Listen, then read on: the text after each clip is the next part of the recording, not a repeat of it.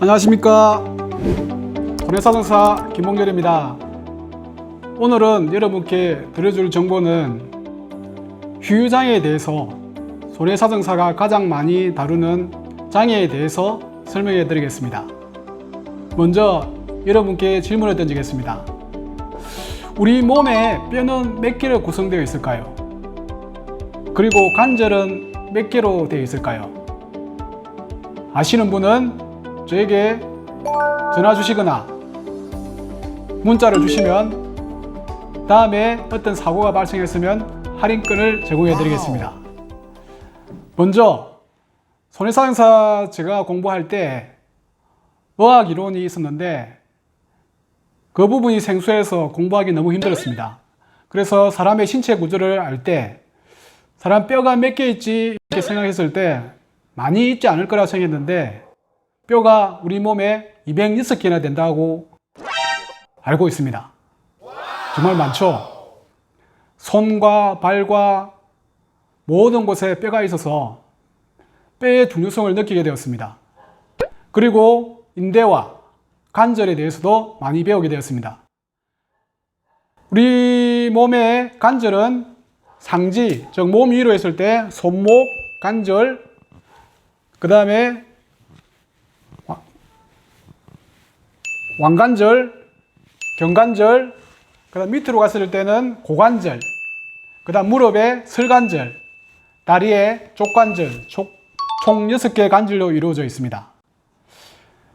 왜 관절과 뼈를 이야기하냐면 손해사정사한테 가장 의뢰하는 사고가 났을 경우에 신체적으로 장애가 발생하거나 사고가 났을 경우에 뼈와 관절 부위에 이상이 있었을 경우에 손해사정사를 의뢰하면은 많은 도움을 받을 수 있습니다. 즉 자동차 사고나 산재 사고, 그 다음에 여러 가지 배상 책임의 사고가 발생했을 경우에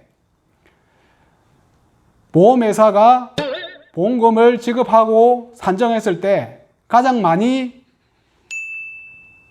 받을 수 있는 이유가 골절과 관절에 사고가 있을 경우에 많이 받을 수 있습니다. 왜냐하면 골절과 관절에 사고가 발생하게 되면 장애를 검토하게 됩니다. 그 장애를 통해서 보험금 부분이 내가 생각하지 못한 부분에 대해서 금액 차이가 엄청나게 차이 납니다. 그래서 이 부분이 발생하게 된다면 내 몸에 사고로 인해서 골절이 나거나 관절 주위에 골절, 그 다음에 인대나 여러 가지 손상이 발생했을 경우에 손해사정사를 찾게 되면 그 부분만큼 많은 혜택을 가져갈 수 있습니다. 그럼 여러 가지 사례 중에 제가 몇 가지 사례를 들어서 이 부분에 대해서 설명해 드리겠습니다. 만약에 자동차 사고로 사고가 났을 경우에 손목 관절에 즉 뼈를 다쳤거나 인대 손상이 있었다면 이 부분에 대해서 장애를 산정하게 됩니다. 장애는 세 가지로 산정하게 되는데 일반적으로 장애는 맥브라이더 장애와 AMA 장애, 그 다음에 국가장애 세 가지를 검토해 볼 수 있습니다. 자동차 사고나 산재 사고로 발생했을 경우에는 맥브라이더 장애로 산정을 합니다.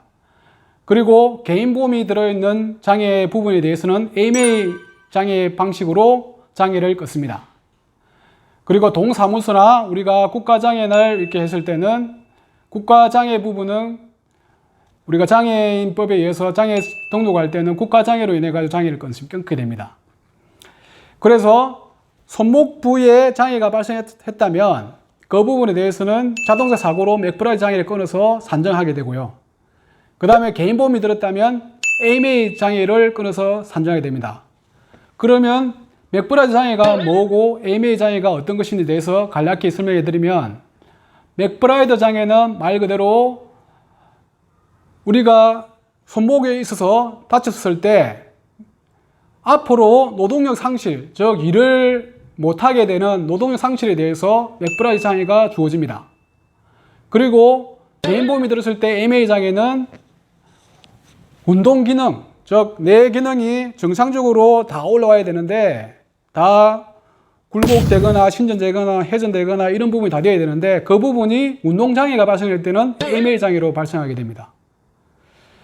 자동차 사고를 산정했을 때는 맥브라이 장애가 산정되고 개인보험에 들었을 때는 AMA 장애 방식으로 산정되기 때문에 장애 부분을 내가 검토를 한다면 어떤 장애를 통해서 내가 보험금을 청구해야 되는지에 대해서는 헷갈릴 수가 있습니다. 그래서 손해상사를 찾아서 보험금 산정 부분에 대해서 정확하게 상담을 받아서 청구하게 되면 내가 생각하지 못한 부분에 대해서 금액 차이가 많이 날 수가 있습니다. 그리고 간과하는 것은 일반적인 장애가 제가 상담한 결과 장애 부분에 대해서 사람들은 설마 이것이 장애가 나겠나 해가지고 포기하는 경우가 많습니다. 그리고 청구하는 자체가 또 없는 경우도 많습니다. 왜냐하면 자기가 나름대로 생각해서 장애가 안 오겠지 생각해서 보험금 자체를 청구하지 않는 경우가 많습니다.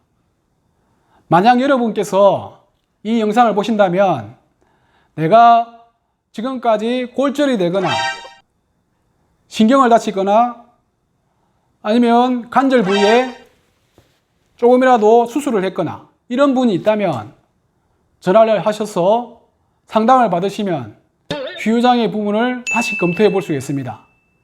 즉 척추골절에 대해서 사람들은 척추골절만 났다고 생각하고 골절 진단금과 수술비, 입원 일당만 청구하지 장애에 대해서 청구를 하지 않습니다.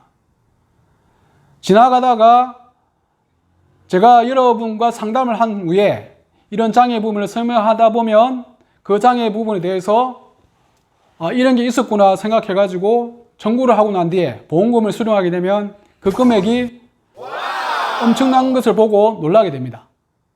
그래서 여러분들이 어떤 일이 질병이나 장애가 왔을 때 발생한 사고가 발생했다면 한번 손해상사한테 임을 해서 한번 검토를 해서 지금까지 청구하지 않는 보험금을 꼭 수령하시기 바랍니다.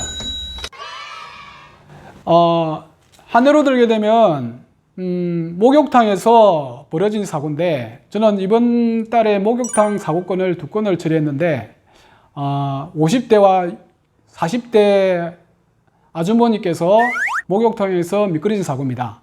그 부분에 대해서 한 분은 손목 관절을 다쳤고 한 분은 왕관절 부분에 그 골절이 일어나가지고 두 분을 다 사정을 해서 일을 처리했는데 다 휴유장애 부분을 검토해서 많이 보험금을 받게 하였습니다. 처음에는 치료비 정도로 생각했는데 휴업 손해와 이자료 장애 부분을 검토하고 난 뒤에 자기가 만족한 금액을 보게 되고 앞으로 소개도 많이 해줄 거라고 하시면서 기뻐하셨습니다. 제가 하는 일이, 손해상사가 하는 일이 이런 장애 부분을 잘 검토해서 미처 생각하지 못한 부분까지 여러분께 알려드려서 그 부분을 잘 검토해서 보험금을 탈 수 있도록 하는 것이 손해사정사의 첫 번째 업무라고 보면 됩니다. 간단히 오늘은 설명해 드렸는데 앞으로 휴유장애 부분이 어떻게 진행되어서 보험금을 어떻게 받아냈는지에 대해서 한 번 더 설명해 드리겠습니다. 앞으로 옥성사업TV 많이 시청해 주시고 구독과 좋아요 많이 부탁드립니다. 감사합니다.